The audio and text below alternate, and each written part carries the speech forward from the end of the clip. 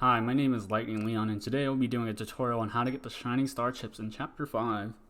Now, normally we can't get the Shining Star chips, which are very powerful late game chips, until Chapter 6, due to there being a death plane in Temperantia.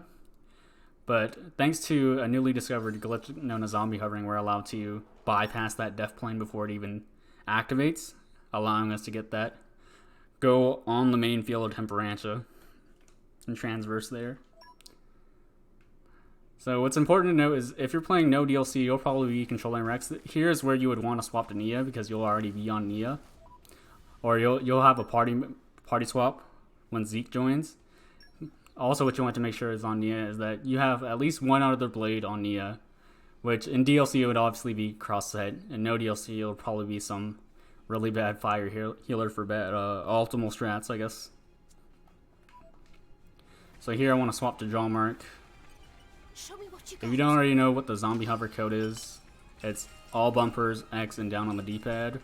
Hold it for 5 seconds. So I'm going to hold this combo until Nia just starts floating. And as soon as she said the E part of her death line, that's when I hold it again. And I spawn in the zombie hover state. That's how you saw the 1. If you saw the little 1 right there, that's a good indicator that you did it right. And you're not floating, because sometimes you can just end up floating if you did it wrong. This is a pretty consistent method as long as you don't have like any audio desyncing issues with however you're playing the game or listening to the audio through OBS or whatever kind of stuff, I don't know. But this is going to be the fastest route through here. You could alternatively go down there, but it's going to be faster to do this. So I'm going to swap to Wolfrook right here, because we're gonna do a little jump, and what's gonna happen is once we jump, we're gonna go start hovering.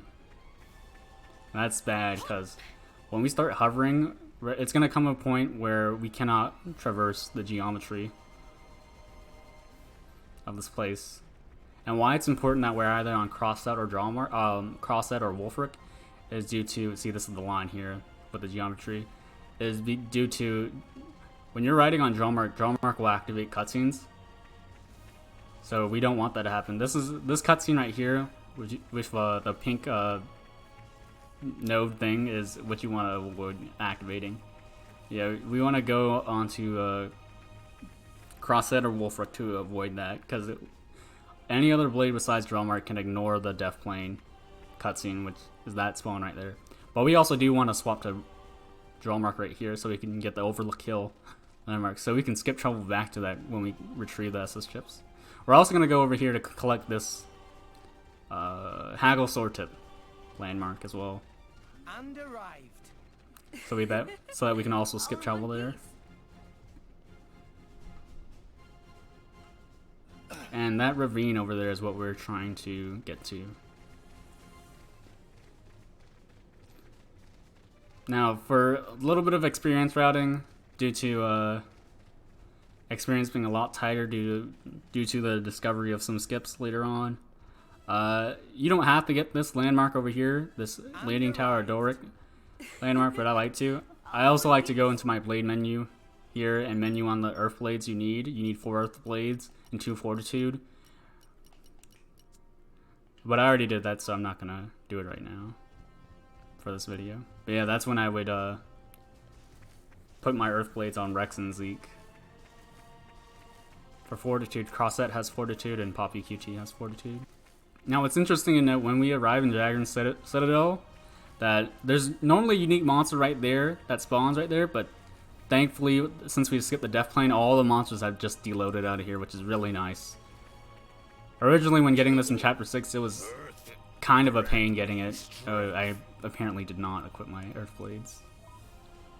But yeah, anyways, doing it the original way in Chapter 6 it could kind of be annoying due to the dragon unique monster targeting you, and we were forced to play with Tora or do some, in no DLC, you had to do some crazy parkour over there like that.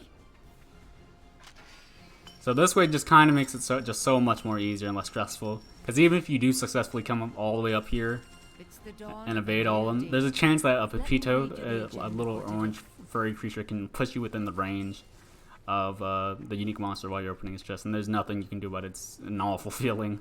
But anyways, that's my tutorial on how to get the shiny star chips in Xenoblade Chronicles 2 in Chapter 5, very early. And the main reason we even do this is it adds consistency to Eshma fight. I wouldn't say so much the power lines in Jin fight, but yeah, that's it.